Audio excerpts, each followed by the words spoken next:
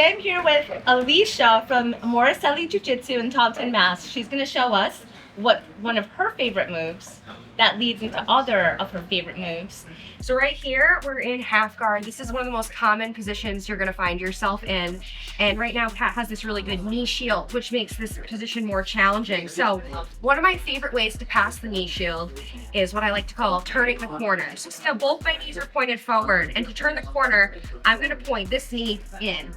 And when I do this, this opens up an opportunity for me to be able to open up her hips in a way that she doesn't like them. So I'm gonna dive through here, opening up her hips.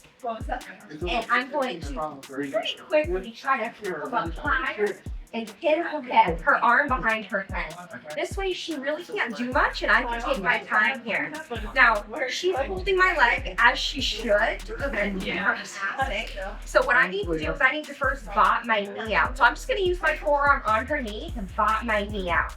Once my knee's bopped out, I'm gonna go into 3/4 mount. She's gonna continue holding that, of course, because she doesn't want me to pass. I have this underhook on this side, and I can try to pull this foot out, but if I'm having trouble pulling it out, I like to keep this underhook and then slide my knee pretty violently across her belly. And now I am in side control. Nice. That worked. Yeah, That worked. that's a good one. It's a good one. And then what would you do from here? So from here, since I'm already in side control, I'm gonna pick up this arm because I don't want any space. If there's space when I turn, she pulls her arm in, that's gonna be bad, right? So I'm gonna pick up this arm, I'm gonna turn in into my side control. And one of the moves I like to do from here is if I feel like she has this in my neck, which I obviously don't like. So I'm gonna take my hand away from the crossface and I'm gonna put it into her neck.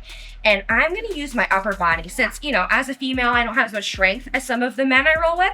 But if I use my upper body, I can pull her whole arm down.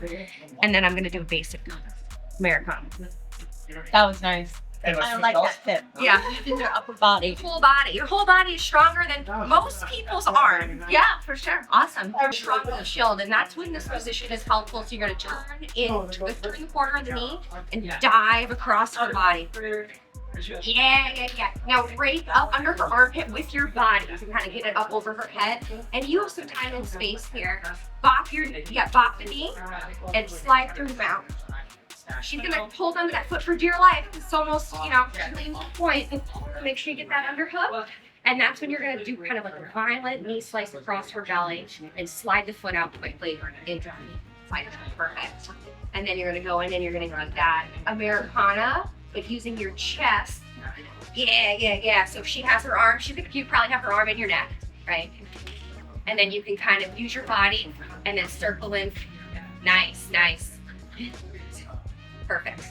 So Alicia, tell us what about that knee pass that you showed do you like so much? I like it because it opens up a lot of space. Like that knee shield can be very, very difficult to pass, and a lot of people just like drive into it with hopes that it will move. But when you do this move and you turn your knees around the corner, you have this whole aisle that you can just dive into. You can really pass through the knee shield, and then because their body is twisted, they don't have a lot of power to move you. So you have time to work your foot out. So it creates a lot of space and time, and it does work on people who are larger than you. Huge point. Thanks a lot. Yeah. From here, inside control, there's other options. If I want to take mount, I can do that. So I'm going to, making sure I'm keeping my knees close to her body to prevent any space. I'm going to slide into mount by popping up into like a mini knee on belly and sliding, really extending this leg so that she doesn't catch it. Because if she catches it, then I don't get my points. From here, a lot of people just let me grab this arm like this. So I'll get an overhook and I'll step up. And from this position, I feel pretty stable. I'm pinching her arm between my knee and my body. There is an arm bar here that I can just get right here. But it's a lot more fun to do the Gogoplata. So when I'm feeling like it's time for me to go, I'll put my weight on this hand. And when I do that, I can also use this hand to bring my foot in front of her face. I'm gonna bring my hand behind her head, grabbing my foot, and tap her with my foot. Most people don't even realize that your foot is around their neck. when they tap to that. So yeah, I love the Gogoplata because it's a really unexpected move. People are not expecting your foot to go in front of their face, and they usually don't even know that it has.